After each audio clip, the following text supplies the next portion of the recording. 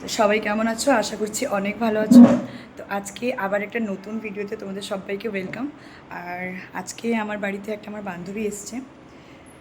আর মানে অ্যাকচুয়ালি ও এসছে কারণ আমি অনেকদিন থেকে বলছিলাম যে প্র্যাকটিস করব বলে। প্র্যাকটিস মানে মেকআপের প্র্যাকটিস। তো আসার হয়নি, এবারে আমাদেরও ক্লাস থাকে, তাই জন্য আজকে সময় পেয়েছে এসছে। চলো ভিডিওটা কন্টিনিউ করতে থাকো, দেখতে থাকো। আর আজকে আমরা দুজন মিলে কি কি করি না করি তোমাদের সঙ্গে সবটাই শেয়ার করব। পরেটা আর এই যে ঘুগনি, মানে এটাকে কী বলবো, এটাকে ঘুগনি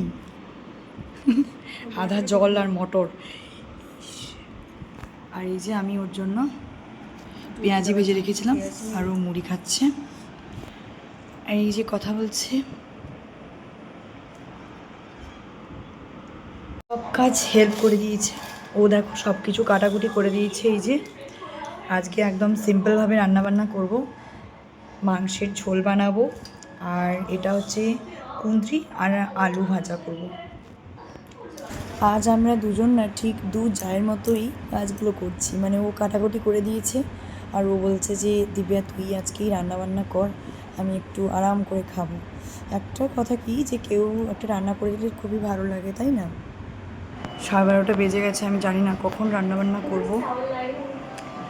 তো খুব তাড়াতাড়ি করে রান্নাবান্না করতে হবে, কারণ কাজটাও তো করতে হবে। অনেকটাই দেরি হয়ে গেছে, সবেমাত্র কুঁজি আর আলুটা ভাজা হয়েছিল। আমি শুধু ভাবছিলাম যে আজকে প্র্যাকটিস করতে পারবো তো। চলো ঠিক আছে, আজকে প্র্যাকটিস করতে পারি কি না পারি সেটা নিয়ে বড় কথা নয়, কিন্তু আজকে দুজন মিলে খুব আড্ডা দেবো, এটাই একটা মানে ভালো ব্যাপার। দেখো ছেলেরা কিন্তু যখন তখন বেরিয়ে বন্ধুবান্ধবের সঙ্গে আড্ডা মারতে পারে, কিন্তু আমরা বাড়ির বউরা আমাদের যখন খুশি ইচ্ছে আমরা আড্ডা দিতে পারি না। তো এই রকম যদি মোক্ষম সুযোগ পাওয়া যায় তাহলে সেটাকে ছাড়া উচিতও নয়। আমি ভেবেছিলাম যে আজকে পুরো একটা শাড়ি ড্র্যাপিং করে সুন্দর করে একটা লুক ক্রিয়েট করব, কিন্তু আর সেটা আমার বান্ধবী হতে দিল না, কারণ উনি ওনার ব্লাউজ কিচ্ছু নিয়ে আসেনি। উনি হলো মোটু আর আমি হলাম পাতলু। তারপর কিন্তু আমি শুধুমাত্র আজকে আই মেকআপটাই প্র্যাকটিস করেছিলাম। আর তারপরে একটা বিপদ ঘটে গেল, মানে ওটা হয়েছিল অনেক থেকে আমি দেখিনি। ফাউন্ডেশনের ডেটটাই এক্সপায়ার হয়ে গেছে, তো ওটা আবার নতুন করে কিনতে হবে। তারপরে কিন্তু তাড়াতাড়ি করে ও বাড়ি চলে গেছিলো। ও ঠিক মানে আমার বাড়ির থেকে বেরিয়েছে আর এরকম করে বৃষ্টি, মানে প্রচুরভাবে বৃষ্টি এসছে। আমি তো শুধু ভাবছিলাম ওকে যদি আমি আরেকটু থামিয়ে দিতাম, ও কিন্তু আমাদের বাড়িতেই আজকে ওকে থাকতে হতো, কারণ ও ওখানে ছোটো বাচ্চাটাও আছে, ওকে ছেড়ে ও থাকতেও পারতো না, মানে ভীষণ প্রবলেম হতো। তো ভাগ্যিস ও বাড়িতে চলে গেছে।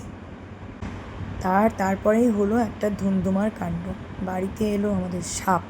মানে আমার যে কী অবস্থা হয়েছিল ওই রাত্রিটায়, মানে খুব বাজে একটা ব্যাপার। তো এটা কিন্তু তারপরের দিন করার ভিডিও। তারপরের দিন যথারীতি রাত্রিবেলা তো ঠিকঠাক করে ঘুমই হয়নি। এই সকালবেলা ওদেরকে পড়াতে বসেছি, পড়ানোটা তো করতেই হবে। তো খাবার দাবার কালকে রাত্রিবেলা কেউই খায়নি, আমি মাহি কুসু কেউই খেতে পারিনি। ওরাও ঘুমিয়ে গেছিলো আর আমি আর ভয়ের সাপোর্টে আর খেতেও পারিনি। আজকে সকাল থেকে আমি কোনো কিছু কাজ কিচ্ছু করতে পারিনি। কালকে যা রাত্রিটা কাটলো না, ওই যে বলে বিপদের সময় কাউকে একটা পাশে পাওয়া যায় না। কালকে পুরো রাত্রিটা মানে সাপের সঙ্গে কাটিয়েছি পুরো। সাপ এইদিকে কিচেনে আর আমরা ওইদিকে ঘরের মধ্যে, মানে ওই কিচেনের সাইডে আমি যেতেও পারছি না। রাত্রিবেলা একটুও যদি ঘুম হতো, মানে অবস্থা পুরো খারাপ। ওই ইউপিতেও যখন আমরা থাকতাম কোয়ার্টারে, তো ওইখানেও চোর পড়েছিল, তো ওইখানে সব ভাইয়ারা ছিল, কিন্তু এখানে তো আর তেমন কেউ নেই।